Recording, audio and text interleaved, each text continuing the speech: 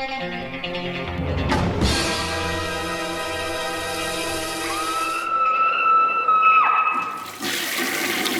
guys, what's up? It is week 332, and I bet you might be wondering, hey, well, I didn't see the last video, and now it seems like both these videos are coming back to back.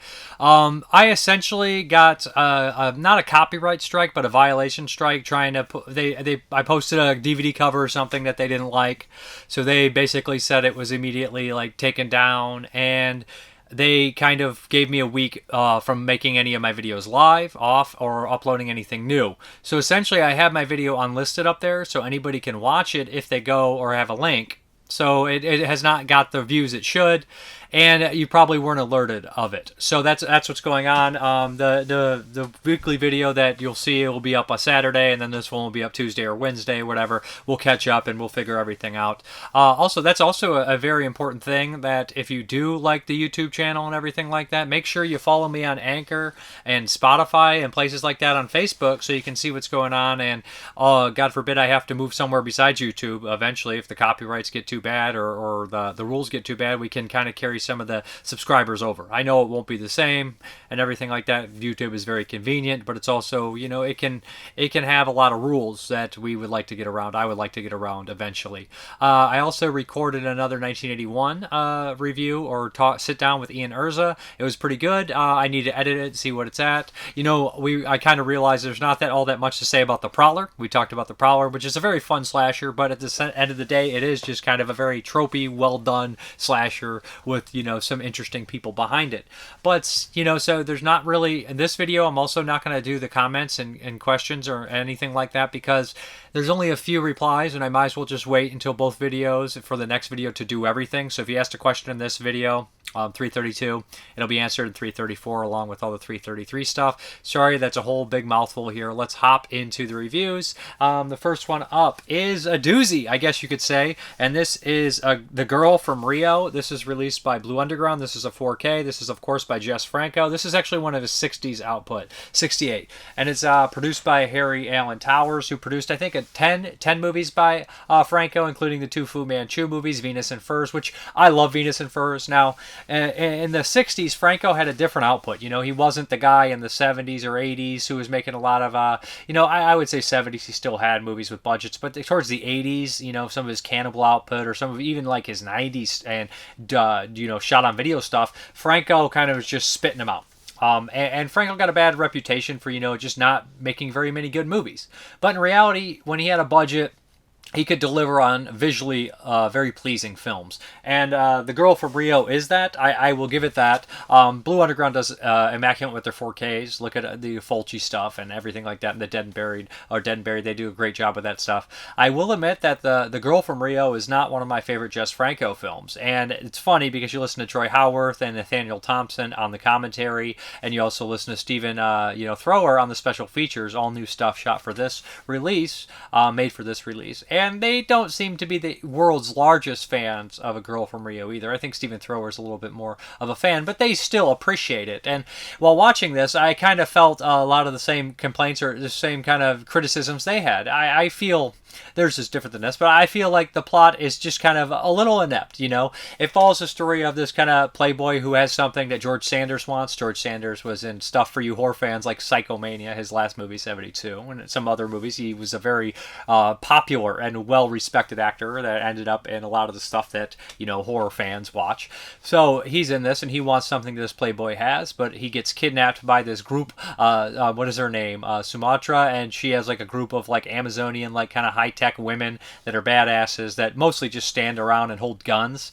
And so it kind of has this war, as they explain it, a battle of the sexes. Now, they talk about this in the commentary, and they talk about this in the special features, that, you know, Jess Franco really kind of was, you know, more feministic qualities about his films for the time, while Harry Alan Towers is just kind of like, let's just get the TNA and the nudity and stuff in there. So it's definitely a mixture of, you know, exploitation and maybe pushing the boundaries a little bit. You'd see that kind of stuff in Corman movies, right, where you're like, oh, this is pretty progressive, and then you all of a sudden would see like a fish rape scene, and you're like, oh, maybe not as progressive as I actually thought, but it is an exploitation movie, a product of its time. And with all Franco movies, there's so many different versions floating around for years, and they talk about that in the special features. The commentary is really good. I to admit, I actually enjoyed the commentary more than I enjoyed the film. Visually, it's a great looking film, of course. There's multiple locations, and that's one thing Franco realized. Free, production value. If you get to a great location, it's not free, but it really makes the movie go a long way. Is having a beautiful location and beautiful people in your movies, right? What's the joke they always make? Nudity is the cheapest special effect, and there is a fair share in here. Sanders is really great in it. His voice is amazing in it, and he's just very funny, and he's having a good time. He seems very jovial. He's kind of like one of the villains kind of deal. The action isn't great for me. When they're shooting the guns, there's obviously nothing coming out of them. I could forgive it. It's not the end of the world. It's just not. I would not say that Franco is the best kind of action kind of director, or even like gore director. If you're looking for that kind of stuff, he was always kind of erotic or beautiful locations or almost surreal in a way. So like this movie doesn't play into a lot of his strong points, although it does have some of the qualities that we all like in Franco, right? That big Franco fans have. This one is not one of my favorites, I will admit, but it was nice to see it in 4K. It looks amazing and a great, beautiful cover art. George Sanders is top notch in here. The lead guy, he doesn't do much for me. I mean, he's not horrible. He's not great. He's just kind of there. The women are beautiful, of course. As far as the special features are concerned, we have a new audio commentary with film historians Nathaniel Thompson and Troy Howarth. And then we have, that's on the 4K and the Blu-ray. But the Blu-ray has this new special feature here. We have Rockin' in Rio, interview with Stephen Thrower, author of Murderous Passions, The Delirious Cinema of Jess Franco. This is 40 minutes. He goes into depth. He knows his stuff. Stephen Thrower is one of the most, I guess, the big voices on Jess Franco. And then we have some carried over stuff. Roland Rio interviews with Jess Franco, producer Harry Allen Towers, and Shirley Eaton, all of which I'm sure have passed. I'm not too sure on Shirley Eaton, but I imagine so. The other two most definitely. New additional scenes from the German version, a trim reel, poster and still galleries, new riff track edition, The Girl from Rio, riffed by Mike Nelson, Bill Corbett, and Kevin Murphy. So there we go. Another one here with Dolby Vision, and the sound's pretty good as well. And we don't have like a huge mix like we typically do. It's an older film. It probably didn't have like the elements to kind of do that. It's not like an amazing mix that they have in Zombie or Dead and Buried or Maniac. But yeah, Girl from Rio. If you love Franco, if you love Blue Underground 4K, check it out. I always watch Franco movies. He's just kind of one of those. There's like probably like 100 horror or cult directors that have that name recognition for me that I'll just watch anything they do because I'm invested in their careers and their lives at this point. So Franco is definitely one of them. Made my top 50 favorite horror directors when I did my list. So there we go. Girl from Rio. Okay, the next one here is from On Earth Films, and they've been doing a great job lately, putting out the August Underground things and movies and some other things, and this one is kind of a surprise one. And this is one of these movies that's bigger overseas. You can tell it's a big film, and I didn't really hear about it in the States, and that's a shame because this is an excellent movie. This is Suburra. This is an Italian film from 2015, and this is kind of based on a lot of incidents, stuff that was going on in Italy around that time, crooked politicians, it tied in with the mob and the church and all this kind of stuff here. So there's definitely going to be, a gap for us Americans unless you're really familiar with Italian politics and crime and all that kind of stuff and history. But for us, I could definitely tell that it was saying something deeper and more meaningful. But when I was watching this, it didn't stop me from getting completely invested in this film. It is 2 hours and 15 minutes, somewhere around that time frame, and it doesn't feel that long. It's an excellent movie. The acting is amazing. And it opens up with a politician. You kind of introduced all these characters. We have these top-tier politicians, popes, all these religious figures, and these people that are really high up, all the way down to, drug-using, girlfriends of gangsters and thugs and prostitutes, underage prostitutes. And all these kind of people are tied into this world. The big names in here are, not big names, but the big characters are like a politician who basically gets stuck in a really bad position. When he was younger, he was involved in organized crime with his friends, and he kind of has got away from it, but now he needs to go and ask some favors from some, Italian mobsters and everything like that. And they're old friends, and he kind of has to pull strings in politics and be a crook, to be honest, be corrupt. Because of something horrible that he did or was involved with. And he's directly tied with this prostitute that knows somebody who his father had just killed himself, that owes money to this kind of low level, they call them the gypsies in this group, this family that is kind of looked down upon in the crime world from the other Italians. And on top of that, we also have this kind of younger guy trying to make a name for himself, and his father was kind of a respected guy, and he is a very violent thug that works directly with the politicians. And through this series of misfortunes, abortions, somebody gets killed that really shouldn't. Now, it can be brushed over, but a lot of people's, are headstrong. A lot of things get complicated. A lot of people know stuff they shouldn't know, and they flap their lips, and before long we have an all-out mess on our hands. And there's a countdown throughout the entire film. It's telling us, 4 days till the apocalypse, and it's raining an awful lot. It's raining an awful lot. I'll leave it at that. That whole stuff is subtle, I would say. More subtle. Maybe not completely subtle, but subtle enough to where you kind of see that kind of religious aspects in there as well, and you see the corruption and everyone just being completely horrible. Honestly, it's an excellent film. It's incredibly violent. The action scenes are great. There's a great crime chase scene through this crowded grocery store, where they're shooting at each other. The acting is amazing, and there's the family, I'm using their term in the film, the Gypsy family, is an excellent. The villain in that just is so great and so perfect, and he's got a buffoonery about him, but also an intensity and a scariness about him. He seems very real, and the interactions that these characters have with each other and how they all intertwine is perfect. This is an excellent film. This is one of the, and last week I watched the French crime film and the American crime film, Brian De Palma's Carlito's Way, and now I'm watching a modern day Italian crime film, which it made me so happy to see a modern day Italian film be this good. Because for a long time Italy was the land of the maestros. All the best movies came from Italy from the 60s, 70s, and 80s for me. I loved them. And then we started getting the 90s, and they had some great ones. But then, TV took over, and we started getting some really crummy movies. Honestly, I hate to say it, but there was a lot of crummy Italian films during that, late 90s, early 2000s. There's a couple good ones, I know, and I'm more so used to the genre cinema, so I'm missing out on probably some bigger titles like this one. This is actually directed by Sergio Sollima's son. What is his first name? I want to make sure I get it right. Stefano Sollima. And Sollima did stuff like Violent City. He worked on Italian crime films and spaghetti westerns. So it's awesome to see his son pick up the mantle and make this updated crime film that just really feels real and hard-hitting and genuine. Excellent movie. I loved it. This is great stuff. This is Suburra. It's really big. It's a big film. It's an expensive film. It's a well done film. Highly recommended. One of my favorite movies I saw this year so far. It's a gem. I think that, and being it from on Earth, people are gonna, they'll probably accept some extreme stuff. There's some nudity, some graphic, full frontal nudity, and some sex and drug use. But I wouldn't, and there's violence, of course, but I wouldn't say this is any more violent than any other American crime film. Maybe a little bit more with the nudity and stuff. But as far as the special features are, we got the making of Suburra. 2-hour full-length documentary. Extensive production gallery, teaser trailer, theatrical trailer. This is region locked according to this. But great movie. I would watch this again. I would love to watch it with an audience or a couple of people that I think they would dig it and get invested completely. Great stuff. Oh boy, we got a crazy one here. To follow up Suburra with this one. Okay, what we have here is The Hood Has Eyes, originally from 2007. I watched this years back. This is how long I've been doing this, guys. I reviewed the original Hood Has Eyes DVD. Who directed this one? This is Terrence Williams. He did some other films, Gorno, which I've never got to see in the curse. He did a La Llorona movie.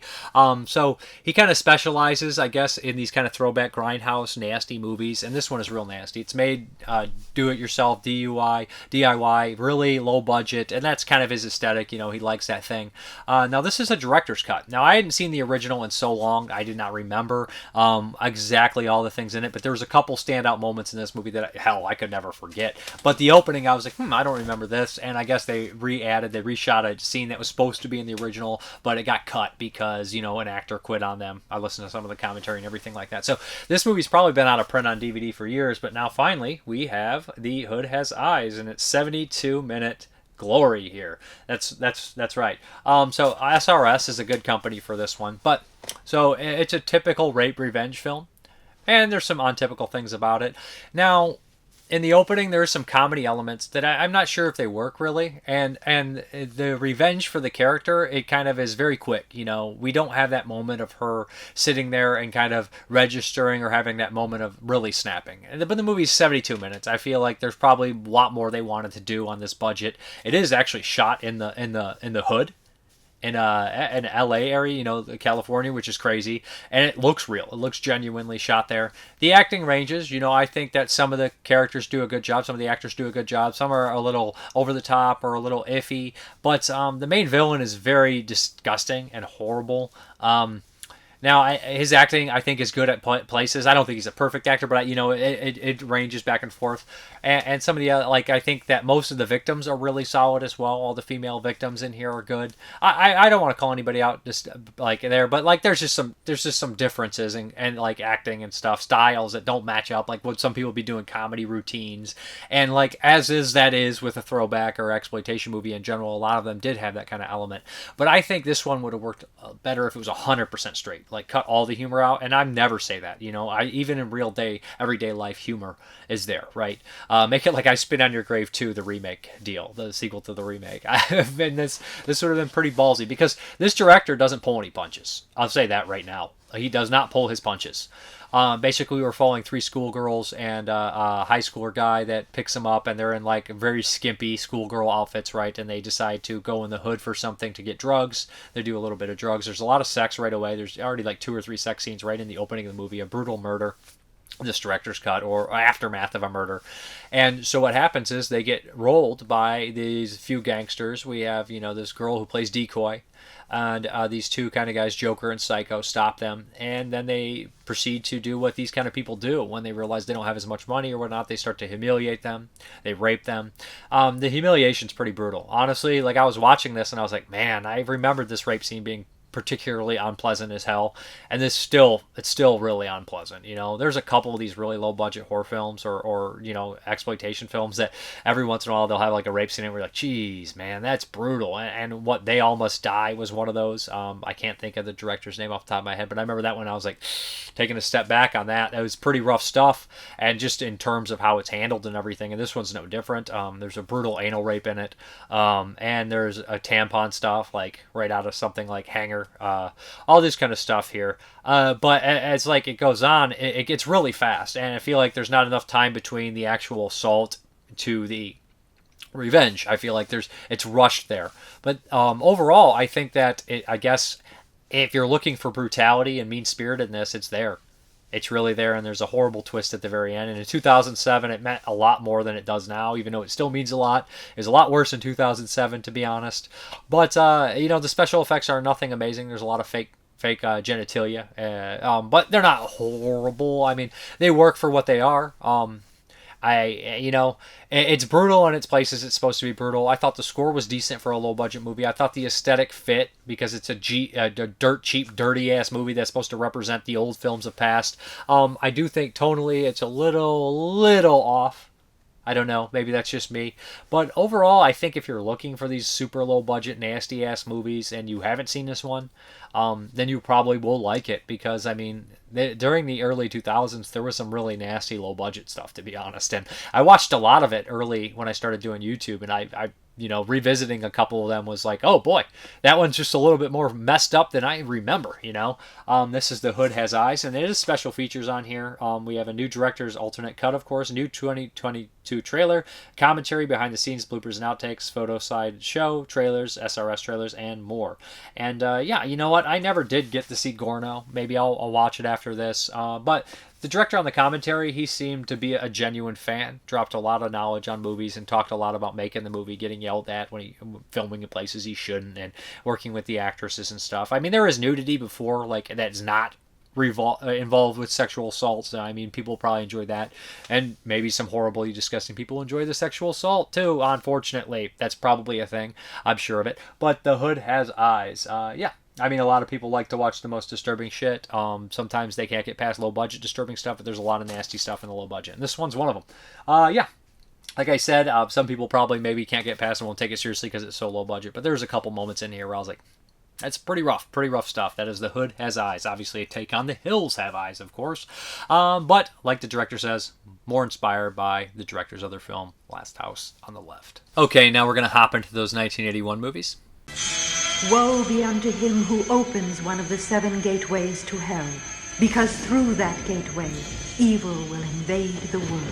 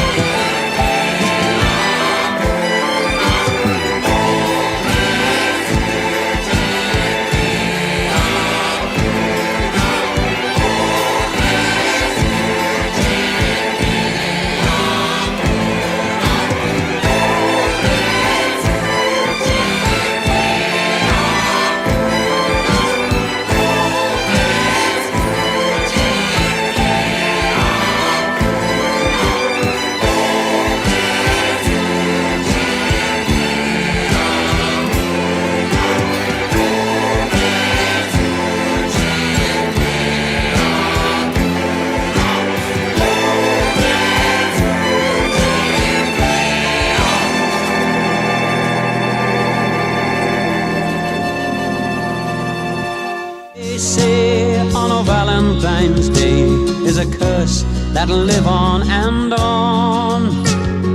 no one will know as the years come and go of the horror from long time ago. In this little town, when the 14th comes round, there's a silence and fear in the air. Remember the morn that the legend was born, all the shock and the horror was there. For the legend, they say, on a Valentine's Day is a curse that'll live on, and no one will know as the years come and go of the horror from long time ago. And no one will know as the years come and go of the horror from long time ago.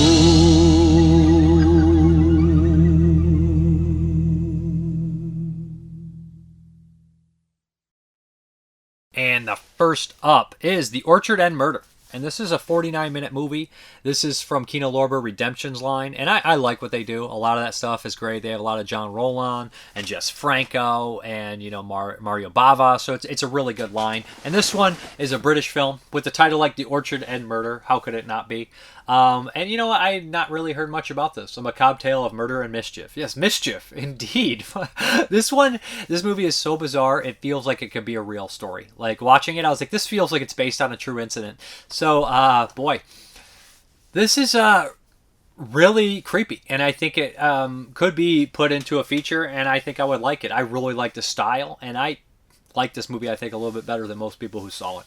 So in the very opening, we have like kind of some narration or talking, a conversation over the credits, and it's a girl and a guy talking, well, hey, why don't you come watch me play cricket, and we can kind of fool around, yada, yada, yada. So we have a beautiful kind of like shot coming down, crane shot of the game and everything. We kind of go over to the orchard, the apple orchard, and these two are kind of fooling around. It's a really nice shot, really nice establishing shot that you're in the country, you're in an isolated area, and they're far away. So while her boyfriend or the guy she's with has to go play, she decides to kind of wander off and takes a trolley, I believe, into the small town next door. She kind of walks there, and she meets this kind of strange gentleman who has a hunchback, and he's very bizarre, and he has all these garden gnomes in his yard. It's a really nice, upkept yard, and he invites her in for some tea. He seems very lonely, very bizarre, but kind of like, I wouldn't trust him, but I'm also...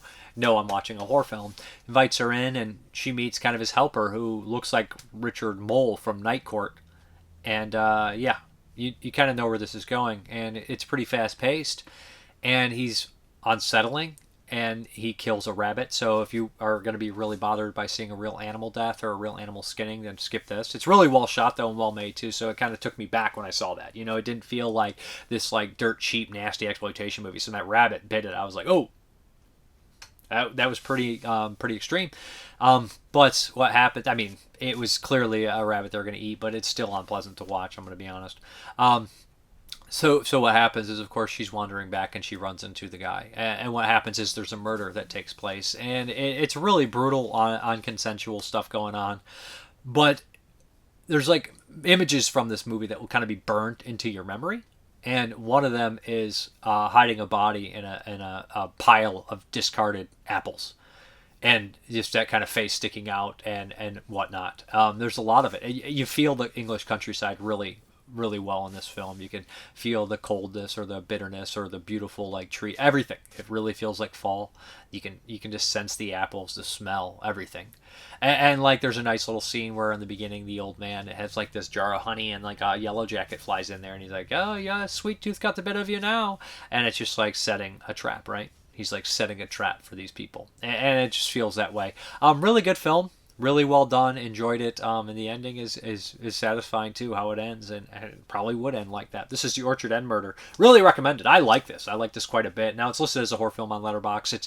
It's more of a crime thriller, but I do see horror aspects, a little bit creepy stuff in here. As far as the special features, an interview with Christian Marnham, interview with actress Tracy Hyde, interview with actor David Wilkinson, The Showman, 25-minute, the documentary short directed by Christian Marnham, and Christian Marsham on The Showman. Honestly, I thought the acting was tremendous, really. There's kind of three main actors in here and they all do a great job. They're all, you know, two of them are very creepy, and the girl in here, I really liked her. I mean, I obviously wanted to live, but if there's no Orchard End Murder, then why is the movie called Orchard End Murder, right? So I knew what was going to happen.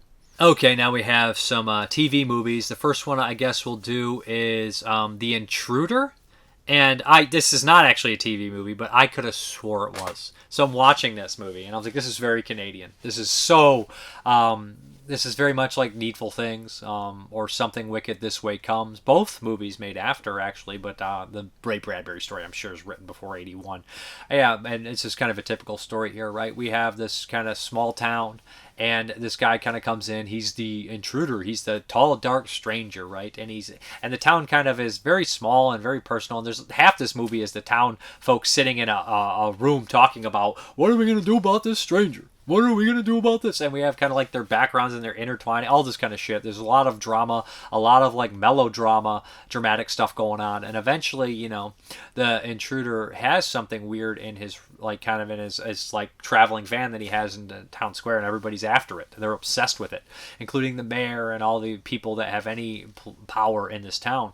And what happens is they kind of open up what's in there. And these people eventually all get infected with something where they kind of glow. But the people that glow have to be forced to tell the truth. So it's kind of like Horns with Daniel Radcliffe, right? And which is a really cool movie, much better than this actually, directed by Alexander Aja.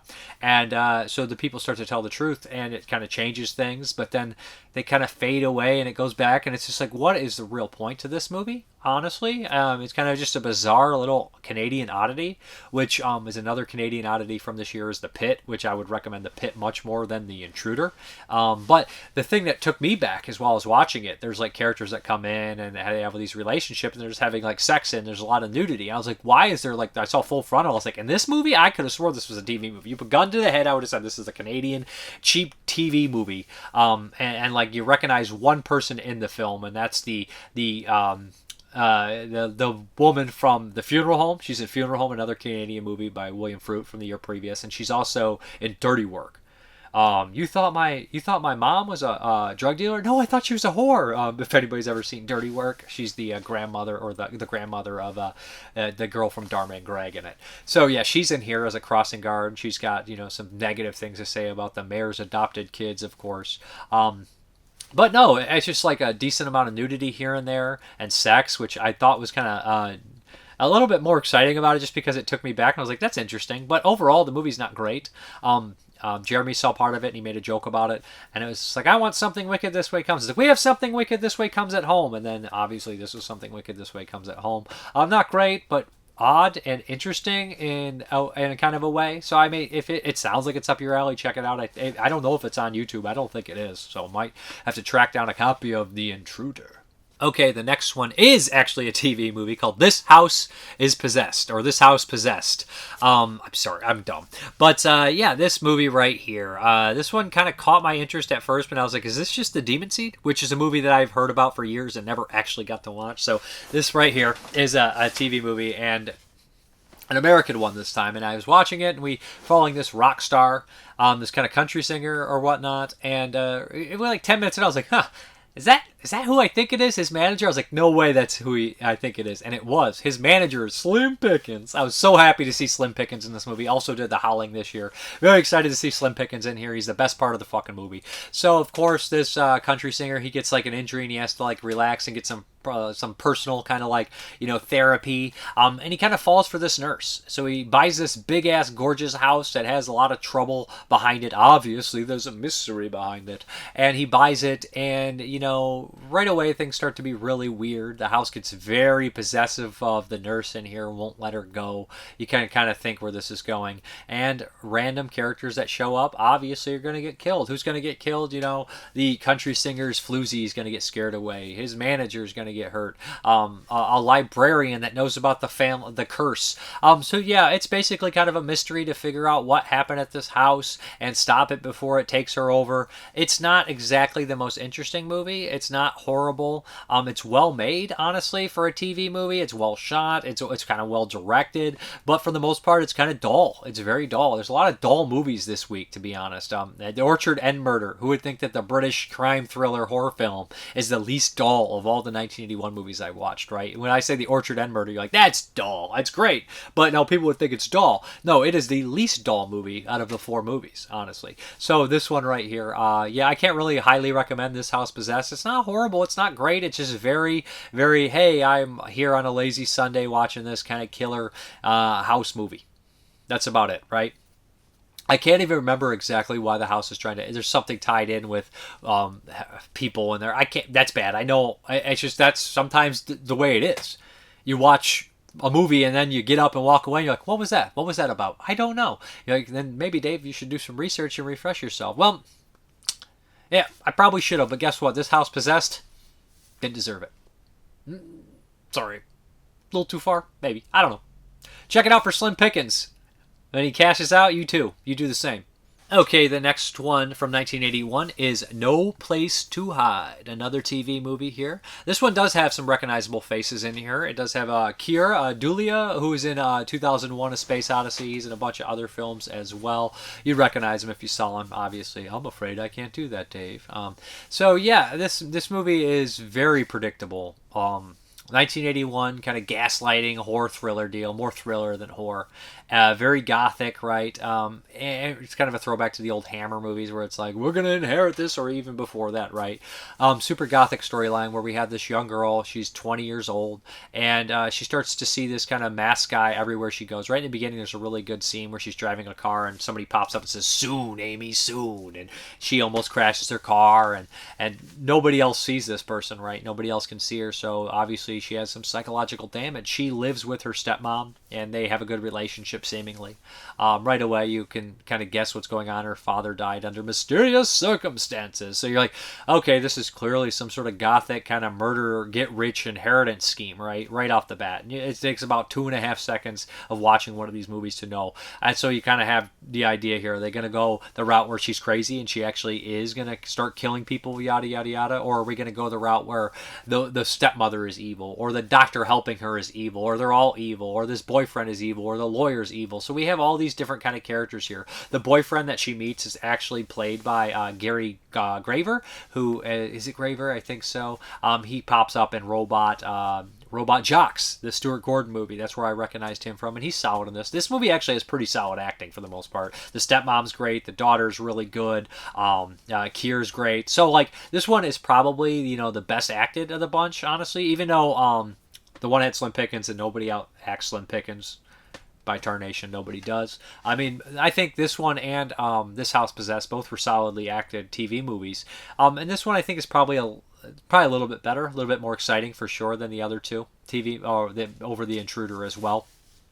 technically the Orchard End Murder is a TV movie too for BBC, I'm sure, but so we have a bunch of TV movies and one that really should have been.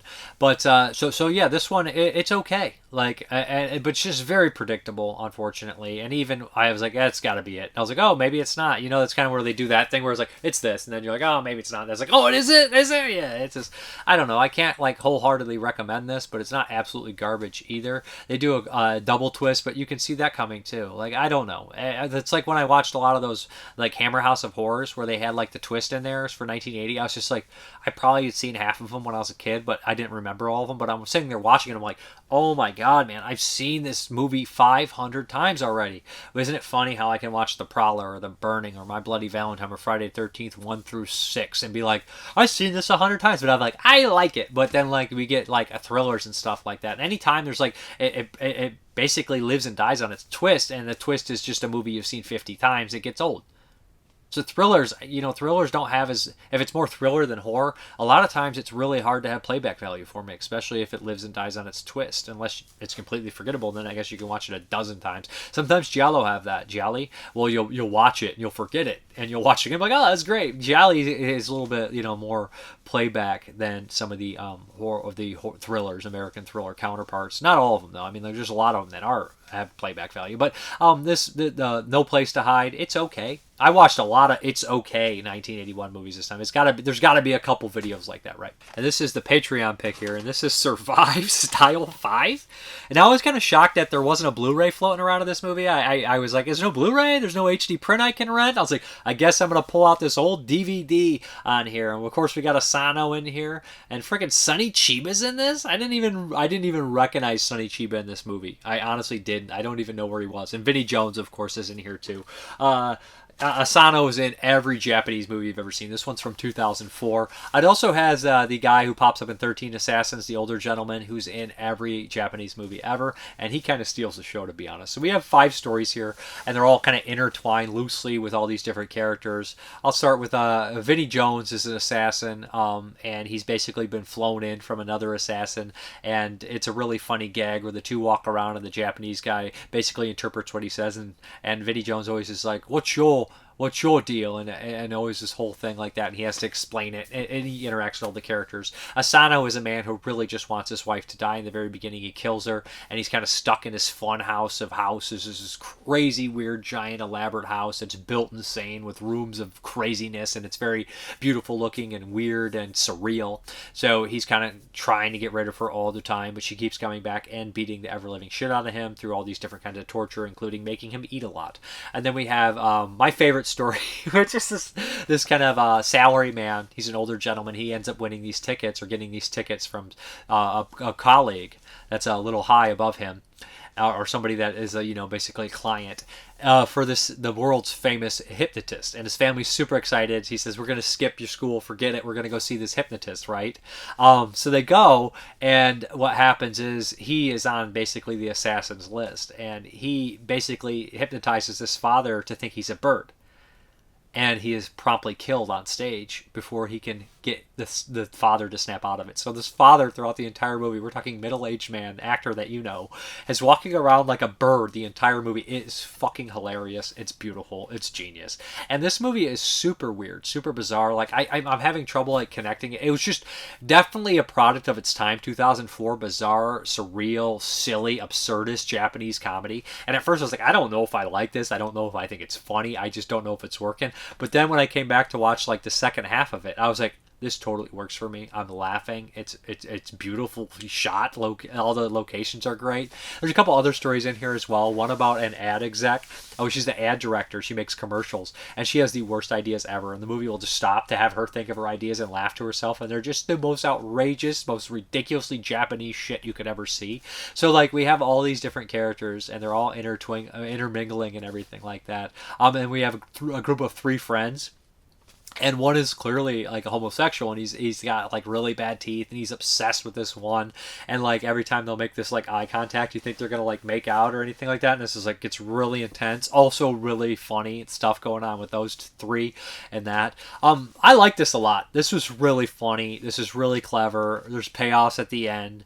Everybody gets their moments to shine in it. I would really recommend Survive Style 5, and I think it's a Toei. I think it is a Toei film or Toho. One of the big companies owns it. I saw the logo in the beginning. I was just like, or on the commercial. I was like, oh shit! I would love to see this get a nice Blu-ray. I would love to. I don't know why. Is there the rights held up? There's a great soundtrack. Probably that could be it. There's a lot of covers of famous songs and good music and everything. Anyways, I love Survive Style 5. I think a lot of people will enjoy it if they see it. But you know, it does flirt that line with where it's almost so absurd where you could be like, I don't know if this is going to work for me. It almost didn't work for me, but somehow it pulled me in and won me over, and I loved it. So great stuff.